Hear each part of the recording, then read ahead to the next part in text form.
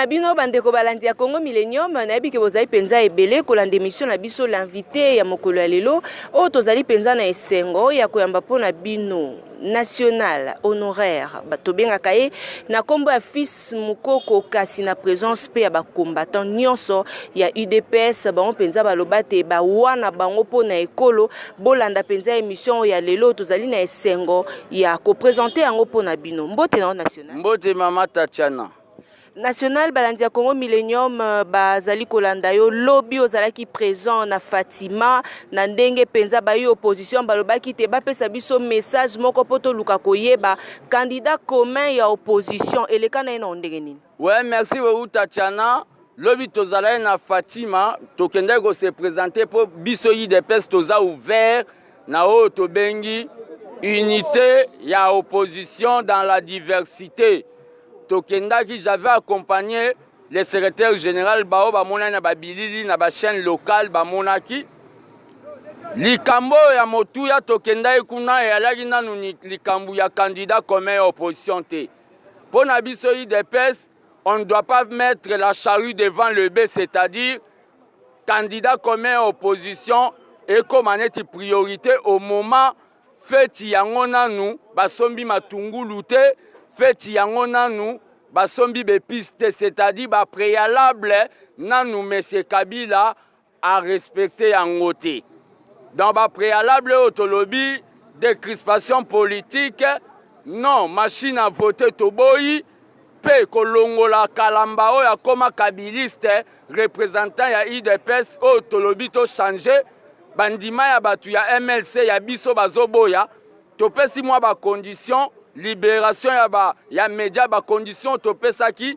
Kabila zo respecter yango te il faut to lobela onanu mais na Fatima motif to kendela ki alaki ko répondre na discours ya Kabila na kobanda na premier paragraphe pe na dernier paragraphe na discours ya Kabila oyo ezali vraiment démontrer na o babengi buzobologie donc tokenda koyebisa Kabila ke alobaki le côté pe discours na ye ezalaki kolumba solo ya buzoba donc déclaration pe toyebisa ki ke soki eza na ndoto ndazolota kokoma lisusu kopesa candidature tokotelemela ye conformément à l'article 64. UDPS viva! Viva! National, tokoyoka déjà na ba réseaux sociaux ici et tamboli. C'est vrai que na nuye moko penza cardinal Mosengo a lobité, il faut qu'on se le dise. Likambo penza zo tambola makasi kolobate. Ba opposant bolobité attend msupe président Fati azana penza makasi mingi te po abundisa président de la République. Yango ba opposant nyonso ba komi kota déjà ba lobate. Totindika na biso cardinal Mosengo liboso pour que yende azala candidat oya kobundisa penza Joseph Kabila na ba maponomi po azomo lokwa neti bino pe ba yi opposition bozana bino penza boyokani te. Tatiana lero zolo baba opposant ngana oyebisa o les partis du peuple pe parti opposition ezala moko na mboko eza UDPS eza na acteur politique mais parti du peuple eza moko na o na mboko yo eza UDPS na histoire ya Congo les partis msu bandimaka conférence constitutionnelle UDPS eloba conférence nationale et souveraine eza nde véritable parti bobete ya na parti na mino maboko soki omoni parti politique oyo batu batelemi boye eza nde UDPS tokei kuna makambo zoloba ya Mosengo ozo comprendre ouais combattant Tatiana za ambiance ya limité oyo eza vraiment babengi base place makambo esalamaka donc tozoloba boye makambo bozoloba ya Mosengo nde tozoyoka ngo tozoyoka na Top Congo lobby CG Jama Kaboun lera bimi ba journaliste yaba aner bazalaka akoya pona atuna question mombo posa l'erreur politique ba kombata ba tomboka journaliste moi yo tuna kendenge nini olobi nini pona candidature à Mosengo CG répondaki nazana eloko répondre na question wana te biso to na candidat na biso Fati mwana mpate bo betele maboko poza sans tâche. Tozo expliquer batu Tatiana po nga na bomba na nga te. Mosengo azane ti pasteur o nga na ena mwasi na nga Congo po o nga na olinga na bala mwasi na nga Congo et pas pasteur. Pasteur sikwa comme olinga bala mwasi wana est-ce que nga na togoyokana te. Wana ezana nu point. Po nga awa na oloba sikoyo tant que combattant. Deuxième eloko nazolo bezani. Tomona en Afrique du Sud, Desmond Tutu a soutenu Mandela. Mais jamais Desmond Tutu a tika la koloba que ngana rozala candidat à présidence ya batu mwindu. Totika la mona ngote histoire esanzate l'histoire se répète. Makambwane za quelques batu manipulés et pas Katumbi. Oya biso to abata ba source wana za information uti wana source.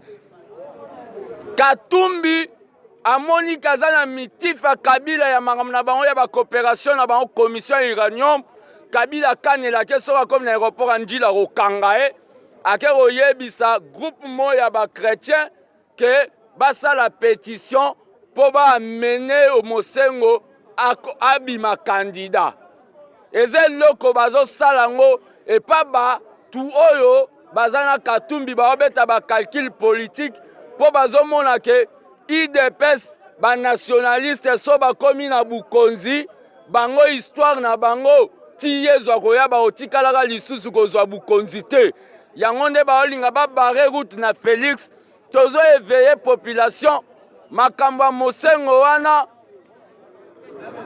Mosengo abundelaki lutte contre ba médiocre mais lutte na épée ezali lutte pour la méritocratie c'est-à-dire muto azala menuisier il faut tika la menuisier muto aza sango il faut continuer à lier sa communion muto yo asala la politique il faut azala politicien vérité za bokabwanité toza ini biso toza parti laïque ba musulman ba alaka ba kimbangiste ba alaka ba catholique netinga na catholique mais nga candidat eza Fati.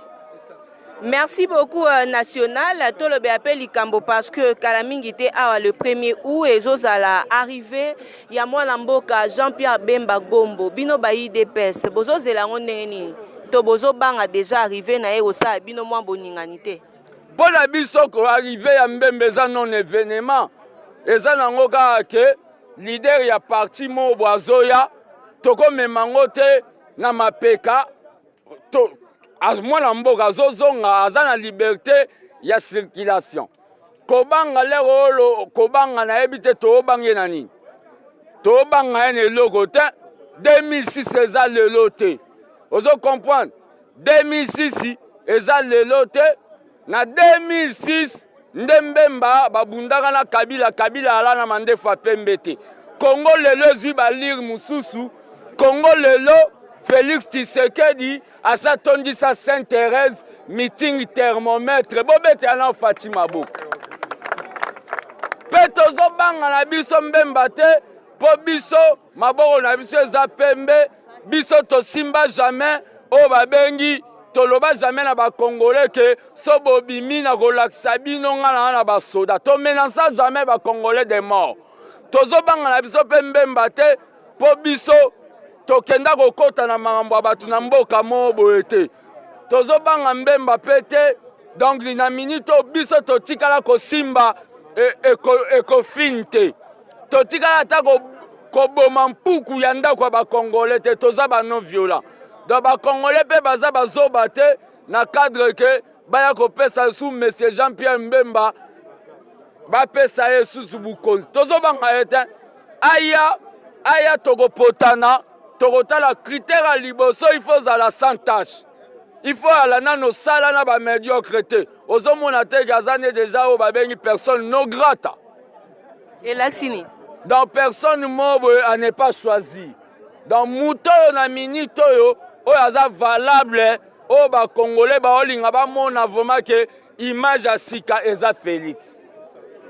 national siko penza na UDPS po UDPS eza parti o penza batata ba mama ba bundi po na yango mais soki toyotaka na ba candidature penza tomoni ba jeune ebele ya UDPS te pour moi bilongi ya ba jeune na UDPS nga na yebi yango mais tomoni lelo exemple lokola Serge Kayembe candidat na UDPS tant tozaka na bino na mona nanu te apparemment UDPS bozwi ba renfort à libanda to boni.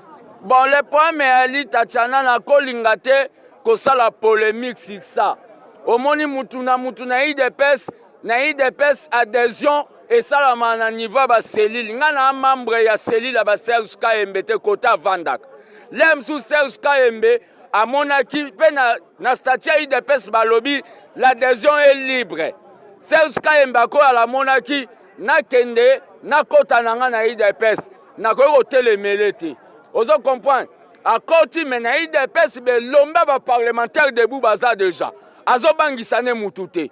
Ah, ils ont débat contradictoire. Soro beti mabe ba robeta yo. Tatiana ndai na loba no boy. Soki na lobi ka ke ti balaza bien. Nga na bilambo ba okata ngwe pa batozo mo. Wana nazo yebisa yo. Même Félix ndenga zawana. Yo monate ke Félix serait ebembe o ebembe koya. Tobenga na permanence aya mati ondenge zawana batu batemika baolo bayebisa biso soke koya to koya te alinga mema toyewa oyebisa biso soke koya na oyebisa Tatiana eboka mama na ngande ba kongola ngambu baloba soki président lobaka ke bembe koya na yebiso lemsu pantalon na nenge koma jeep basala ka blague te omoni Tshisekedi seri Mobutu nomaka e awa batu baele na banzete boka ba oblige a mata likolo mesa pa loba na peuple ke ngana yebi makambo wana aweza discipline base ndeza likolo Serge Kayembe soka ye oyeza IDPS to soka ye asala biso ba ja cash na butu azana biso na pokwa ke pa Kabila ako comprendre te combattant moka ataka sirage to ateka ma ya kotimbele. Ah, il y a un bandé to sala atako lele pas Félix etali mais aye nae mabezatin national siko penza tozo kende kala mingi te awa na ba dépôt ya candidature jusqu'à présent toko ebate candidat unique ya opposition bolinga boloba na lobi jama kabunda réponda kango chanson wana ya candidat unique opposition eza bato pouvoir nde bazoloba yango bato pouvoir nde bazoloba yango po ba planifier déjà cotricher po ba ya koloba bazalaki diviser ozo comprendre le kwana makambo candidat unique opposition ekoya au moment opportun mais le problème est ça. Ce qui est l'élection est libre et transparente, sans machine à voler. Kabila soit abimisi dauphin naïe, même toqué en ordre dispersé, il y a 10 candidats pour gagner. Vous comprenez?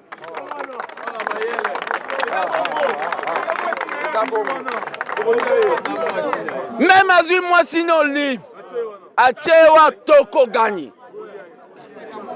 Makambo tozali na minute oyo Tatiana omoni biso na IDPS toza ba universitaire ya université de Tshisekedi to leki ba docteur en droit ba tozo mona ba leki ba docteur en droit na makambo politique.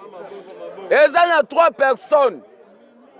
Il y a 3 sortes de candidats.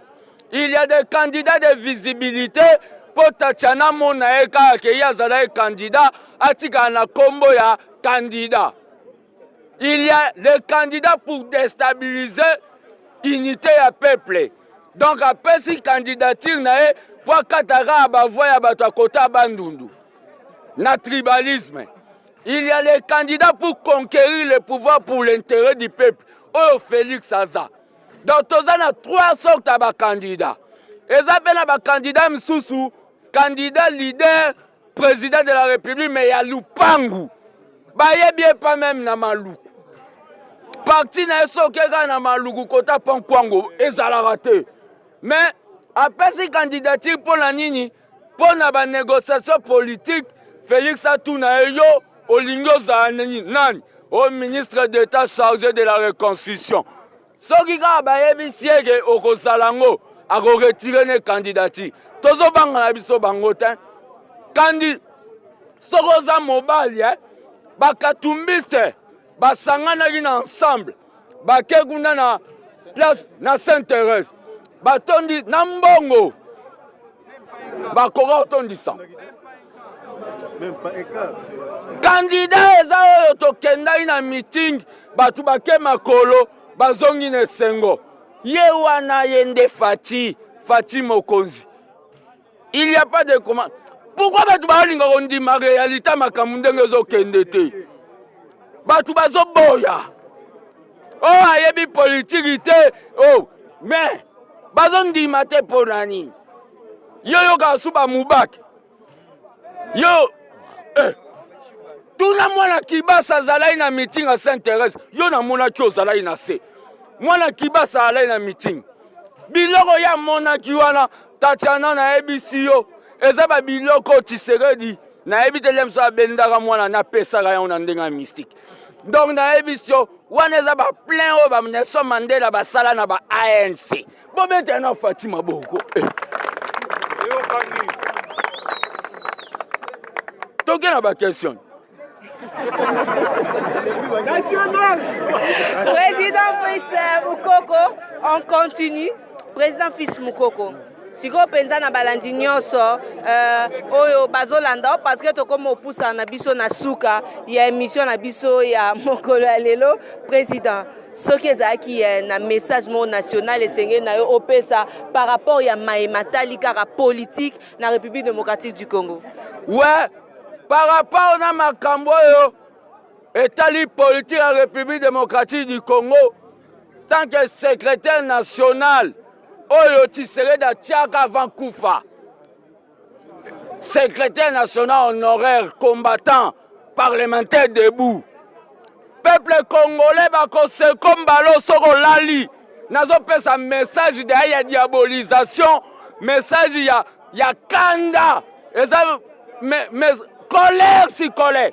Tatiana Sane okisa micro. Nalobi boye. À partir à les 25 ans, Tobandio va bengi vigilance électorale. C'est-à-dire, l'information pour Kabila, azo compter à Kendego sa candidature nae le 8. Soko Landika flash a pesi candidature. Consulateur to kutana na triomphal. Place oyo zaka kana. Obandi ko sala oyo moni oko sala pokandana no sila.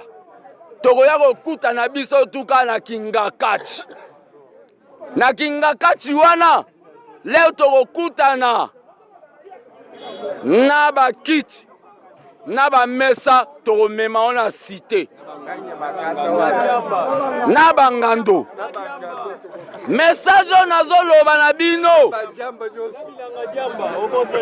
Martin Luther aloba nalingaka moyo makasi peuple akangaka maboko devant souffrance peuple wana za complice Congolais bakoseka yo epa ba peuple ba mboka mikie lokola ba Togo ba Côte d'Ivoire ba Rwanda soki Kabila komi roi du Congo Kabila ndoto na ena batambwe mwambo azofinga ba journaliste atanga na Burundi na université Simandaku tambwe mwamba ngape na fingi yo otanga université malonga te ofinga ba journaliste na yeko loba Kabila zana batu bazo encourager tomona ki bango ba Congolais tomona ki bango na palais du Congrès batu bazo beta maboko Olive Lembe azo beta la mobile ne maboko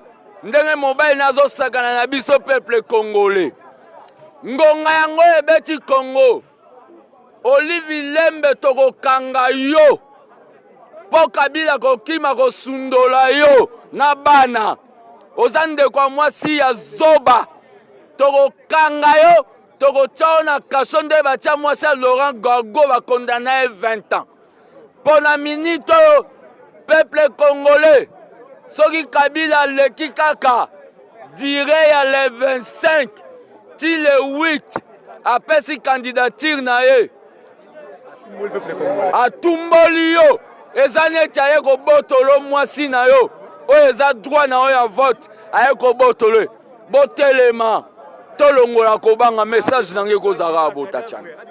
Merci beaucoup Fils Moukoko National. Nous voilà arrivés pratiquement à la fin. Il y a une émission Nabiso, il y a Mokolo Alelo, Toza de cœur vraiment Nabino. Merci na le number one, il y a Congo Millennium, Papa Riki Di Bendi mon boss. On est de cœur avec vous. Merci na ba combattant nyon sopo na attention Nabino. Prochainement Torozon à te promettre Nabino pardon national Toroya awa to ça l'émission rien que Nabino. Merci na ba nyon sopo messé Nicolas Ndabiso.